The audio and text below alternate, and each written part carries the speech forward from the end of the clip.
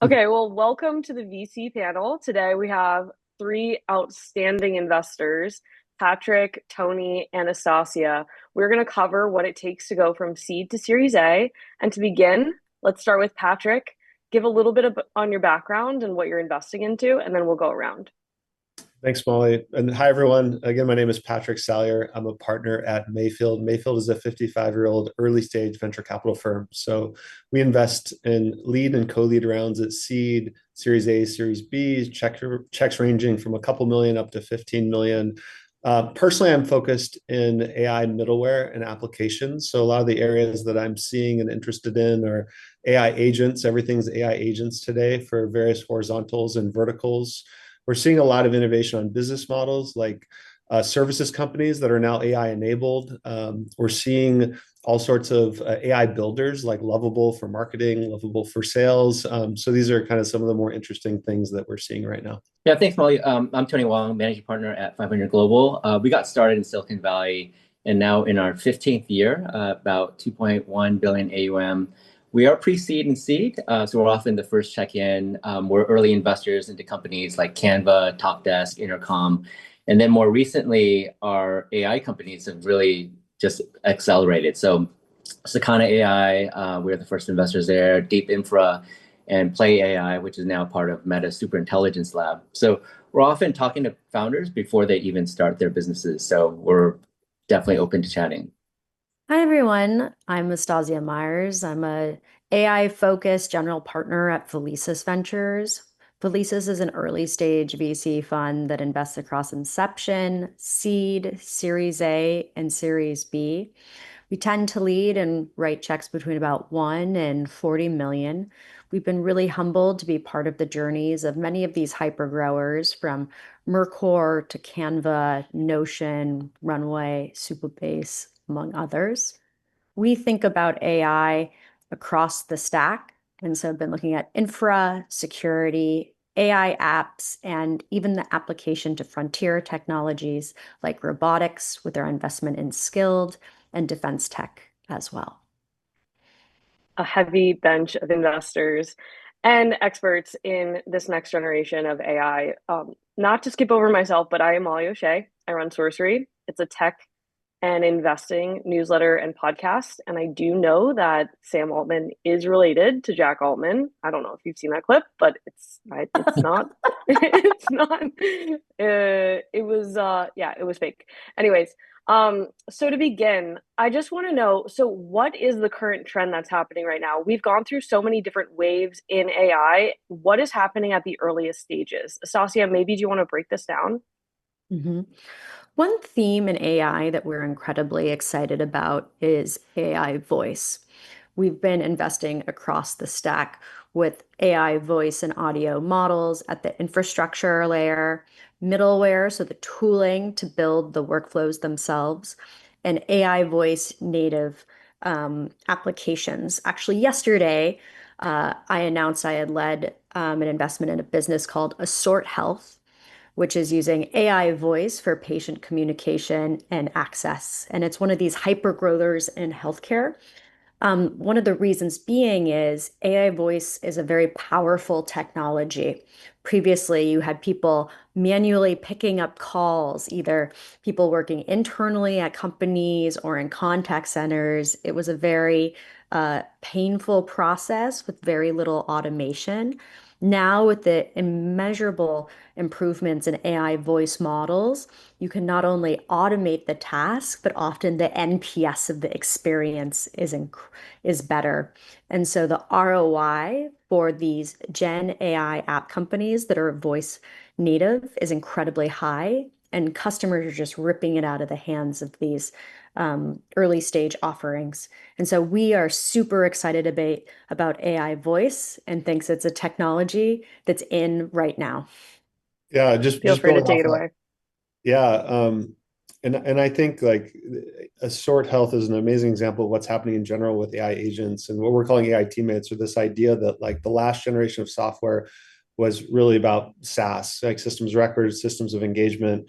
And this next generation is about automating work. It's automating and giving each role and persona kind of their own teammate or assistant to complete their workflows and become anywhere, I think, from like 30 to 70% more effective and more efficient. I think what's exciting about that is I think the TAMs are literally 10x what software was, because you can actually think about like every individual on the planet and how do they get 50, 60, 70% more productive and efficient. And I think over the last couple of years, we saw a lot of companies around horizontals, so sales, marketing, customer success, and every persona within that.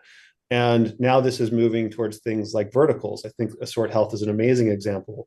As an example of that, we're seeing this in real estate, we're seeing this in education, we're seeing this in legal, and every iteration of that, which I think is super exciting, super interesting. And there's a lot of enablers for these businesses. So like one of the trends we're seeing is reinforcement learning post-training, and actually like every agentic flow before you're having humans say, was this good or bad? Now, actually, agents are being used to say whether these flows are working or not working.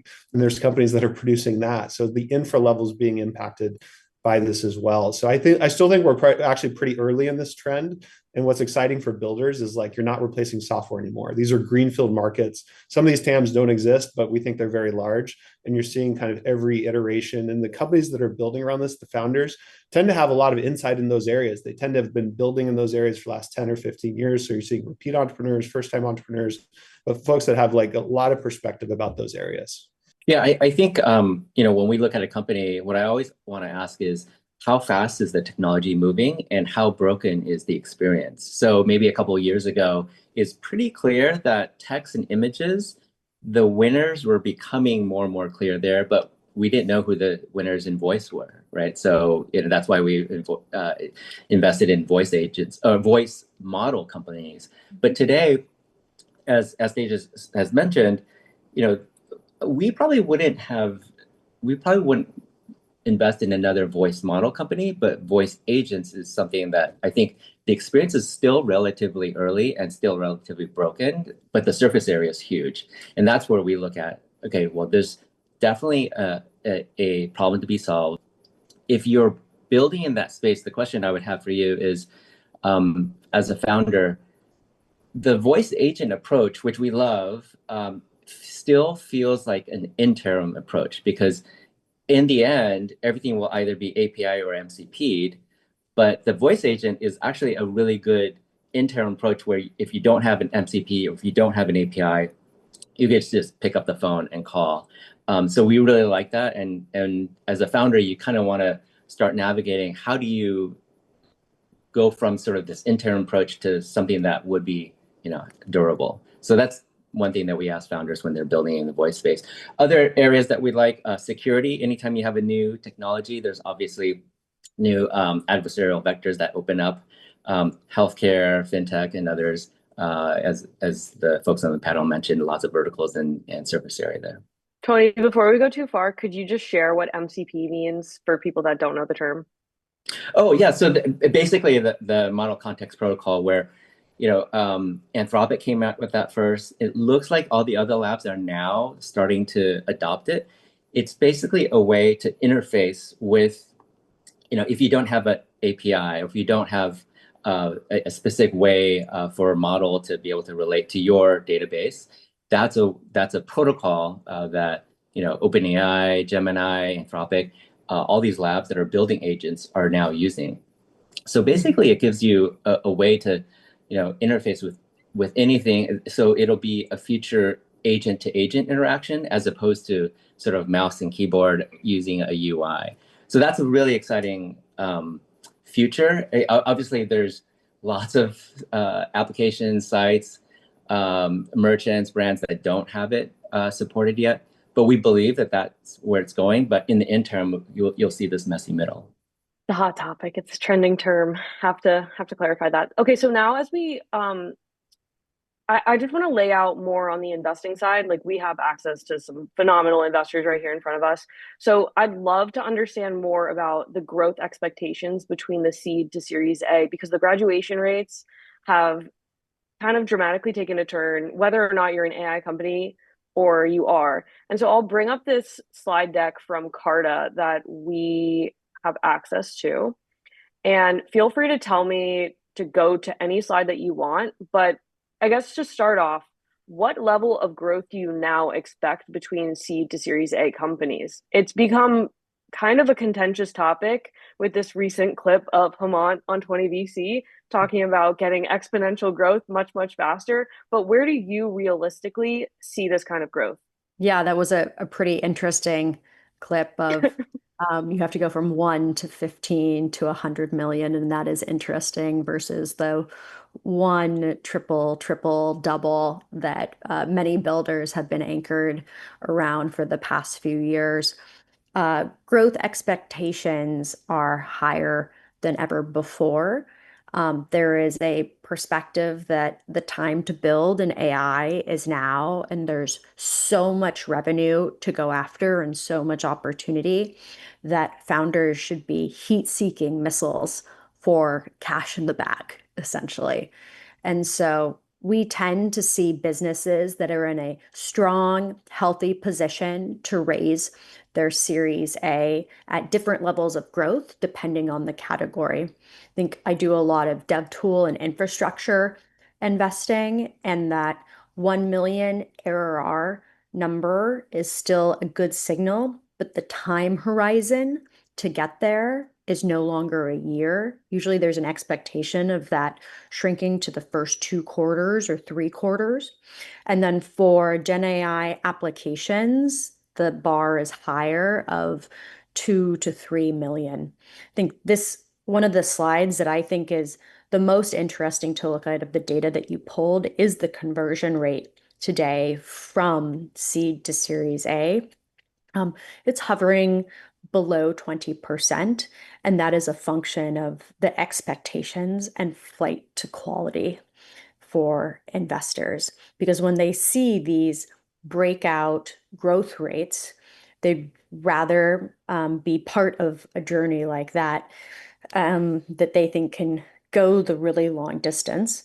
The other thing that we are observing is kind of the manipulation of the data to try to demonstrate that you've achieved these milestones.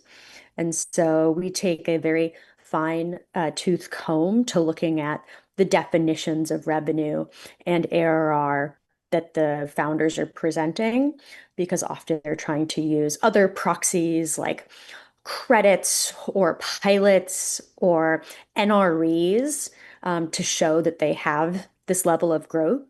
But really, in fact, it's a much lighter weight form of customer engagement.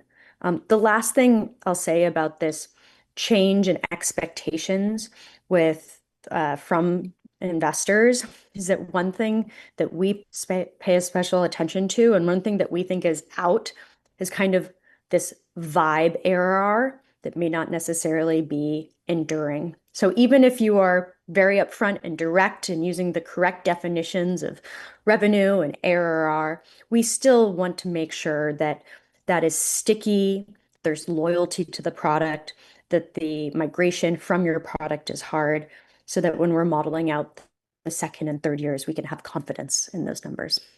Yeah, just building off that. One thing that I think may muddy the waters a little bit is basically the sort of stages and names have changed a little bit. So like a Series A is kind of like what the Series B used to be in terms of check size and valuation, and the seed is what the A used to be. And it's not exactly, apples to apples, but I would say like roughly that's what we've seen. And so you're going to have a shift in graduation rates because you've always had sort of a certain jumping off point. So I think that that's one thing that's worth, so founders can maybe have a sigh of relief of like, maybe it's not so different than before.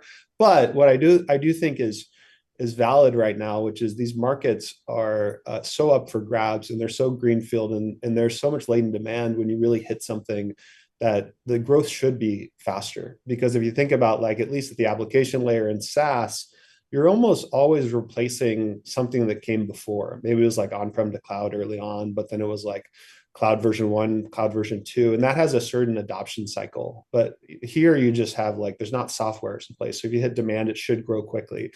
So the advice I've been giving to founders is just like, take your time, really focus on like deep product market fit, like focus on finding demand, because you can always sell and find some customers, but really focus on where there's latent demand. and let the customers pull you. And if they start to pull you, that's where you'll see this fast growth. Otherwise, you still are in the exploration of the PMF phase, whereas you could have like strong armed your way to like 1 million ARR before and probably got that next round done. It's probably not the right thing. You really want to wait and make sure you have something. And then that's probably the signal where it's the right time to raise. Yeah, you observed the stage shifting earlier, and I'll tell you a little bit about what's behind it, because in addition to stage shifting, we're seeing round compression, right? Where people are raising multiple rounds in a very short period of time. And you'll have your pre-seed and your seed, and then your seed extension, and then pre-A. All that happens now within months. And the other thing that we're seeing is that the compression is happening so fast, we're now seeing round conflation, where you have a $30 million seed that's raised, right? In no world where that would be a real seed round, right? So, but what in reality is happening is that that's more like a seed and Series A, like as if you raised 5 million seed and a 25 million Series A all at once.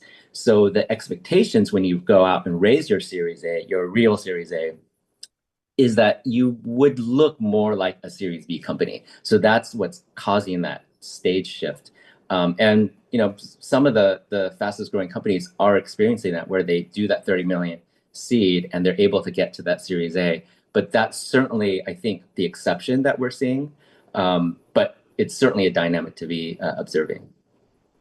So what are the real signals that you're looking for within the product, within the growth, within the revenue?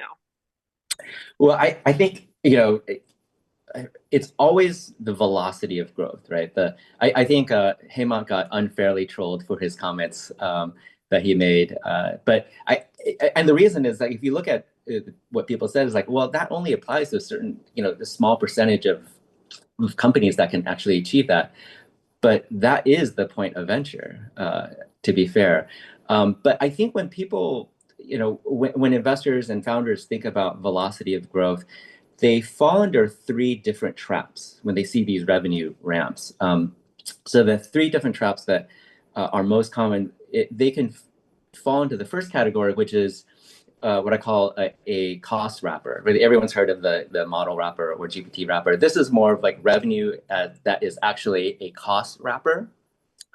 Because your cost of delivering the good or service is really high. So obviously that's buffeting the revenue, as opposed to margin actually buffeting the revenue. So that could really drive revenue up because your costs are really high. The second sort of trap or category that these hyper growth companies can fall under is that there's a surge in demand or a pull forward of demand that's not necessarily durable. So we saw that during the pandemic with Zoom and others in e-com. And then the last category is more if there's some sort of regulatory shift or some incentive, like a renewable energy and, had a bunch of incentives. And the real question is, can it still survive or show that acceleration without that regulatory support? And if you can run through that sort of that gamut of pitfalls, you can get to the last category, category 4, which is actual real innovation that's happening with lots of demand. And that's, hopefully, if you can sort of run the gauntlet and get to a category 4, you're in that promised land. And there are companies that are like that. We saw that in the, sort of original internet as well as now with AI. Astasia, you brought up a really good point between real revenue and vibe revenue. And there's multi dimensions to this as well, because we're seeing like the time from 0 to $100 million become like a new benchmark and like this new racing ground. But I'd love for you to maybe unpack that a little bit more and like maybe let people know like what are the types of companies that are growing that fast, because we do have the AI labs. We also have Lovable. Like there's all these different kinds of categories within it, but just to like set the expectations between those and then maybe more AI agents and other like infrastructure companies that you guys are looking at, could you just describe that a little bit further? Yeah, so a pattern that we have seen is generally there's 2 buckets of companies that are some of the fastest growing of all time. This first bucket are a lot of the businesses that are actually selling in to the model labs who have incredible urgency and very large budgets to fulfill their needs.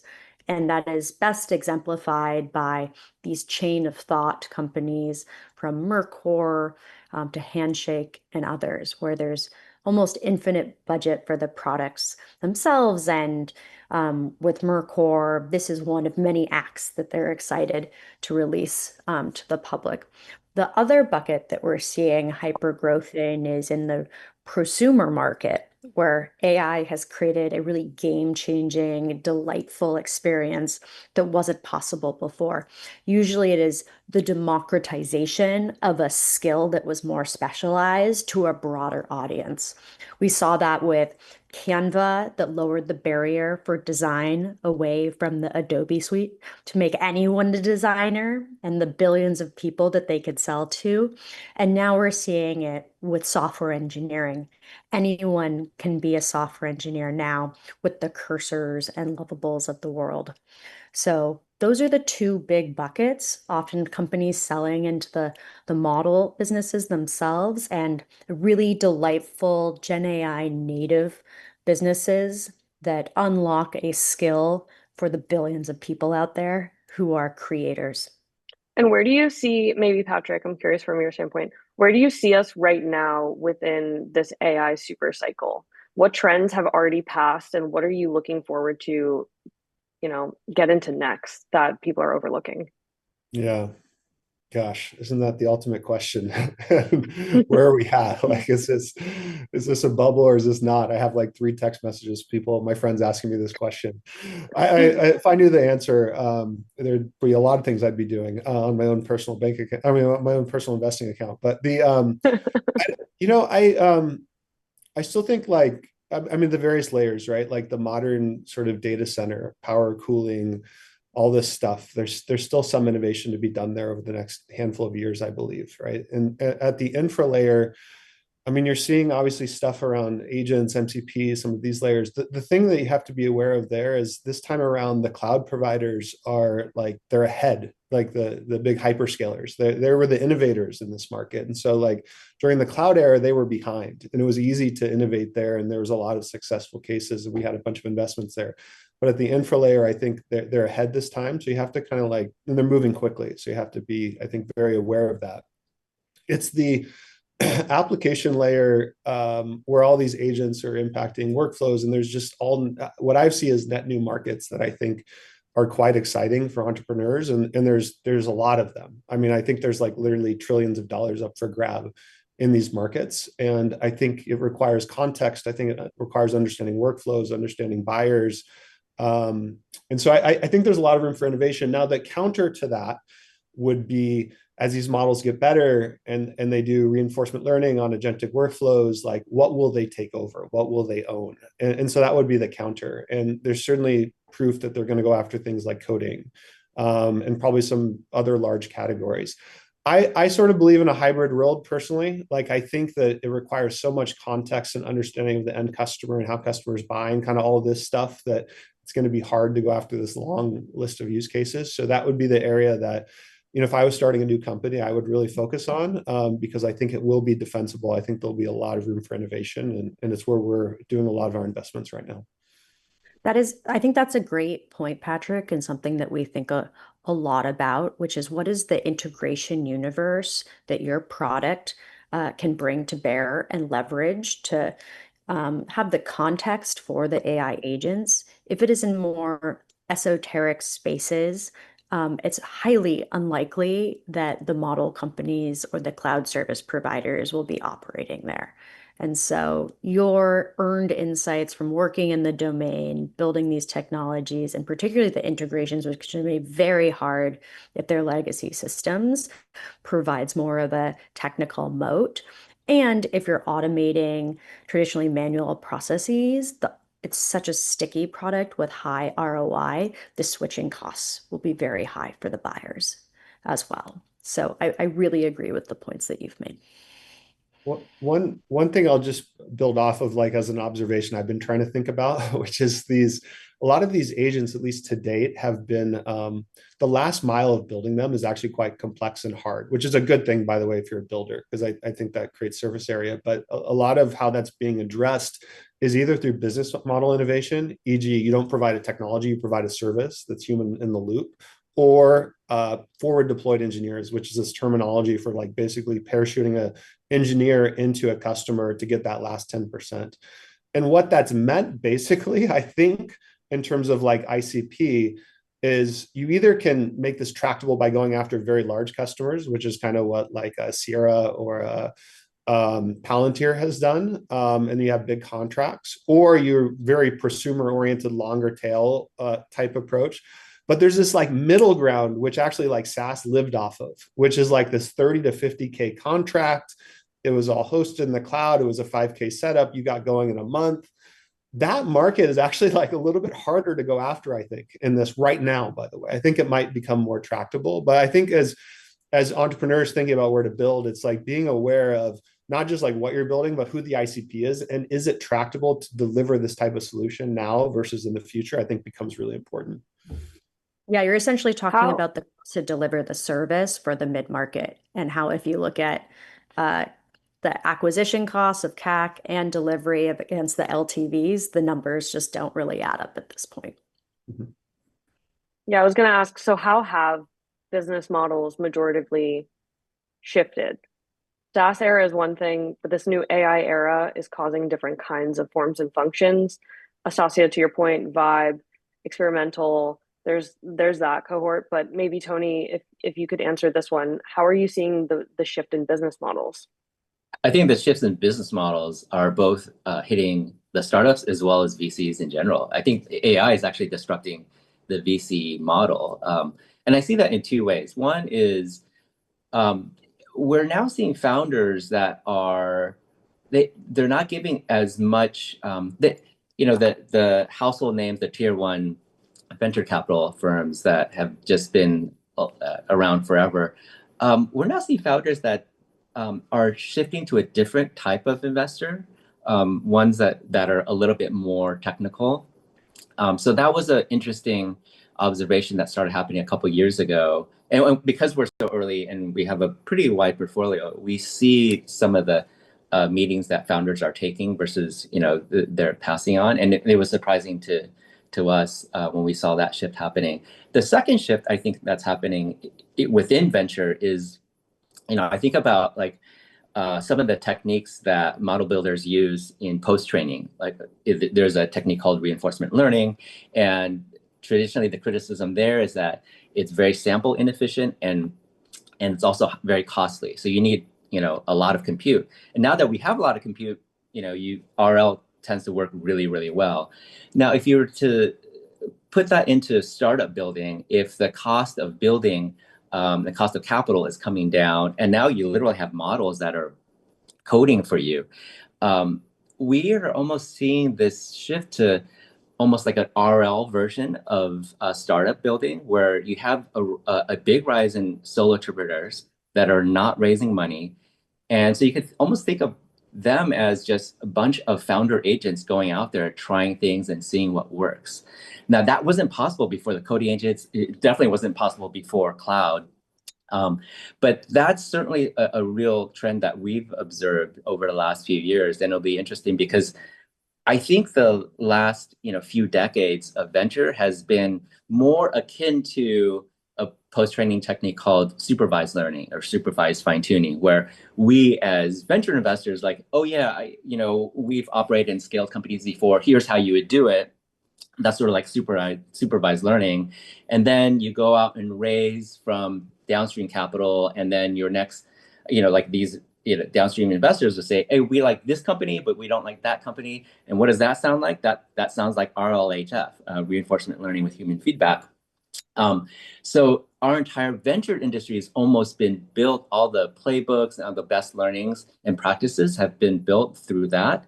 But I'm really excited to see, this whole RL surge of, founders going out and trying things that may be different. And we're going to learn from those founders as an industry. Yeah, it is an interesting, it's one I think a lot about, because we think about like the construction of on these early stages, what creates a great company that has the best chance of winning. If you look historically, you will find things that like companies that have multiple founders are actually like statistically way more likely to build an outlier company.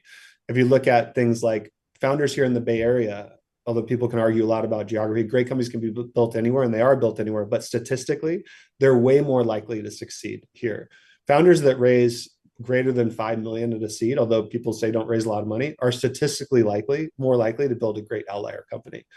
And so I think there's reasons for this, by the way. I think founding a company is hard. Doing this on your own is really hard. Like having more talent around you that's complementary is just does make sense. Being surrounded by networks of company builders that can be advisors and investors and all this stuff here in the Bay Area and builders like makes sense. But these things, will change and evolve over time, right? So I think it's like that is the thing, is just being thoughtful around like what's going to be the same, what's going to be different, what can you learn from, is something that we'll have to see. But you also have to look at the data. Like I try to go back to like when I advise founders is like give yourself the best chance of succeeding, and it tends to be, I think, with these larger teams in the Bay Area, some of these things end up being true. So no billion-dollar one-person companies yet? The thing I think about with that, I'm sure I will be proved wrong. I probably already am. I just don't know it. Is that it's like, if that's a good idea, some company will raise that much and then they'll just hire like 500 people and they'll probably might do better, right? Like, because it is a competitive environment. And so what I've seen is like companies aren't raising less, they're raising the same. Actually, in most cases, they're raising more, and they're just moving faster, and their ambitions are big. And so that's the way it works, right? Like I think that's just kind of like a natural evolution in early stage companies. They want to bite off more. And so like that tends to be where I lean, and I was an entrepreneur before, and built a company. That's just kind of like what I've observed. But again, it could be different this time around. So one thing that I think is like quite interesting, and I've been asking a lot of different investors and CEOs in my interviews, is how are you reconstructing or constructing your companies now with AI native like at the core? So now that's central. Like you need to have an AI native company. Maybe it's been around for 5 years, but like has every single person on your team, kind of like converted over. I think it was Brian Armstrong who was on Cheeky Pints, and he was talking about how he gave his like engineering team like 1 week to study different like AI coding agents and that sort of thing. And if they didn't, then they were cut. So how do you guys think about that in terms of funding companies and looking at the teams that they've built around them? Yeah, we think about this all the time, and we like to walk the walk as well. So we are using a lot of these Gen AI technologies. We're actually hiring someone to be our first and founding AI engineer here at Felicis. So if you are interested in building tools around AI at a leading VC firm, please reach out to us. But we want to embody the spirit of being on the frontier of where AI is going, and we look for the same thing in the founders that we partner with. And so I will literally go in and ask them, what tools are you using across all of your different functional groups so that you are getting the most ROI and return out of your employees, and that they can be increasingly productive. We also ask them about the core infrastructure that they're building on and the architectures that they're taking. And we do try to pressure test. We've talked a lot about MCPs. Are you using a multi-agent system? Are you thinking about MCPs?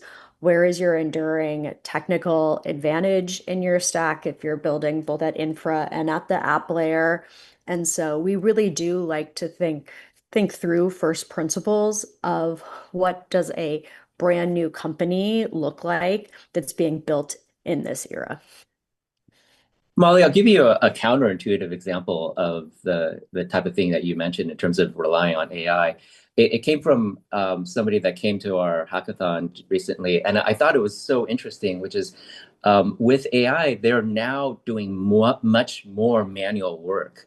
I'll give an example. It used to be, sort of the corporate protocol was you can only have anywhere between 7 to 10 reports. You max out on 10 reports.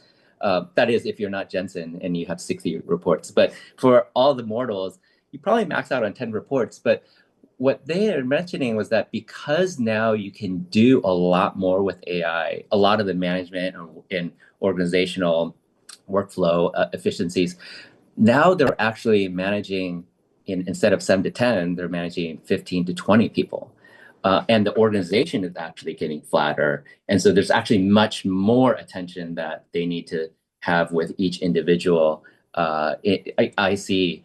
And so that was an interesting way of manifesting the reliance on AI in a way that looks to be more manual. So I think also Zuck had mentioned, now that they have a voice agent that they acquired, they're now potentially able to have customer service reps, which in the past would have cost billions of dollars to be able to do that. But now maybe they will hire a few thousand or hundreds of thousands of people because they can actually have an agent do that first line. So there are counterintuitive examples here of AI working, but actually shifting the type of manual and human work that's involved.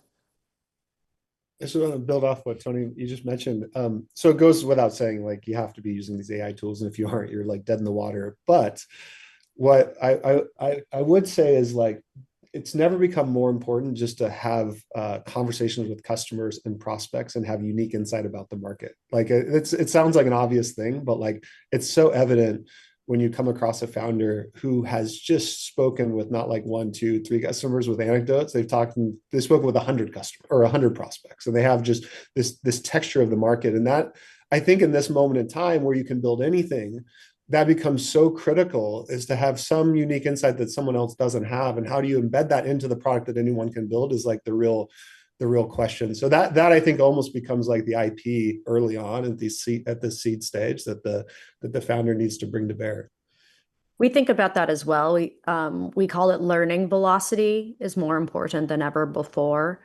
And technology's evolution and adoption patterns are changing faster than any generation past. And AI really operates at warp speed. And so the only thing that is consistent is change itself. And so as a founder, you need to be naturally inquisitive, as you said, always talking to customers, because your enduring advantage is being in front of others, which is through learning. Cool. What have you found to be the best practices for recruiting this type of talent? And where do you find these talent pools? Well, I think we're now in a sort of a proof of work regime where you no longer have to take people's word, right? Like, obviously there's the GitHub contributions that you make, but now it's like, what you should be able to show a whole portfolio of things that you've built and hacked on your own, right? Especially because the costs have come down, and even if they're just simple projects, I always like to see, like, okay, well, what have you built? What have you played with? Because as the technology and the infrastructure gets better and better, that might not have worked, but you will certainly be in a better place once those things start clicking. I teach an AI course at the School of Engineering at Berkeley, and we were, as the week after Andre Karpathy talked about vibe coding, we all tried it and it just didn't work, right? It just, and I bet that if we ran that experiment again in the new semester, we would have a very, very different outcome. So I think right now that whole proof of work is like, okay, well, what have you built? What have you learned? And that relies less on, I worked at this large hyperscaler and built my resume through that means. And I think that's what's causing a lot of these people that are in college to just start building and start companies in a way that we haven't seen before. To close out, I know. Oh, please. Sorry, go ahead, Patrick. Yeah, just one area we help our founders a lot, especially the seed stage, is like bring in like initial VPs and executive. And one of the things I'm thinking a lot about is, like, before you'd look for, time in the job, a lot of experience with companies like that. Maybe they have 15, 20 years experience. I think because of AI impacting a lot of these roles and personas, that actually those playbooks can actually run counter instead of being helpful. And it's actually, in some areas like marketing, for instance, it's really transformed in the last like handful of years. So we're actually finding, like, maybe you need to look for someone that's a little earlier in their career, that's more hands-on keyboard. And that's an example of just one area, but that's shifting a lot. I think the type of talent you're trying to hire early on in these companies. Yeah, I've definitely seen a broad shift towards younger, more AI native talent that's trying lots and lots of things. So as we wrap up, we only have a couple minutes left. I wanted to save a juicy question for the end, and I want to talk about valuations. So Patrick, let's start with you. So where are you right now in your appetite for AI valuations? I'll share some of the Carta data Mm. because AI companies, they're getting a premium. Look, I think first of all, a little bit is it's a market, right? It's whatever the market will bear, and that's how you have to look at it as an investor. That being said, there tends to be like bounds, I think, that make sense at the early stages. Companies need to raise a certain amount of capital, and like at the seed stage, you also know Series A's are getting done in a certain range, and you're going to want to like not price for perfection, meaning you can raise your seed and then have room to raise your next round, even if it's not like a perfect round or valuations compress and so forth. So I find you can actually at the seed stage be pretty open with founders in terms of having that discussion and sort of finding what makes sense for them and the market. And there's a bound, and then there's whatever the market will bear, right? Now I've seen, frankly, the Series A, it can vary wildly, really dramatically. And so that I think is more a matter of like momentum, founder quality, and then how big the market is, leadership, and some of these things. But look, at the end of the day, if AI is as transformational as we think it is, then it all is going to work out. Now, the truth is there's only so many companies that are worth 100 billion, and the list isn't very much. There's only so many companies that are worth 10 billion, and there's not actually that many that have actually sold or IPO'd even a handful of billion. So I do think there's sort of this natural, like we do have to stay sort of grounded a little bit on creating actual value, but you'll have to live with the reality of the market today. And then if I was a founder, I'd just say like, yes, you want to get maximum value, but don't limit your next round based on what your pricing of your current round is in a way that might penalize you or hurt you kind of moving forward. Mm-hmm. It's very interesting. You know, we are in the business of outliers, outlier people, outlier categories, outlier technologies is what gets you to be that 100 billion valued business. And at any different stage of venture, you know, the 90s, 10 years ago, the best teams with the best tech in the biggest markets have always had a premium. And today, that happens to be AI. In the 90s, it was networking. In the early 2000s, it was consumer. But so all really exceptional groups get a premium. So I don't think this is anything new. So you're Yeah, no, okay with $1 billion seed round? We have not done a $1 billion seed round. But Okay. it's an exceptional team in a massive market. So I can see how people underwrote it. Okay. Tony? and I would say that it's something that I have to constantly remind myself, but also just something for both investors and founders is just know the game that you're playing, right? And just focus on, you know, what is it that you're playing? What's the game on the field for you? Because that could be totally different for someone else. For venture, there's just so many different ways of approaching venture because there's always the controversy over being, you know, small and nimble and going for carry versus these large mega cap VCs. I think they're all going to do great as long as they're really good at their craft. And so for founders as well, you know, you may not be able to get those premium valuations, or maybe you do, but as long as you're focused on the game that you're playing, either as an investor or a founder, at some point, I think the spotlight and the market will find those areas that if you're right, they should find you, right? And just like, you know, reinforcement learning is getting a big surge now, it wasn't in style for the last, you know, decade or two.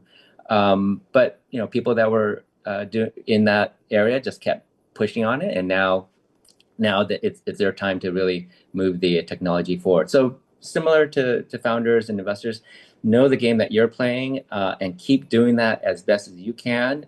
Because if you're right on that hypothesis, the market will find it.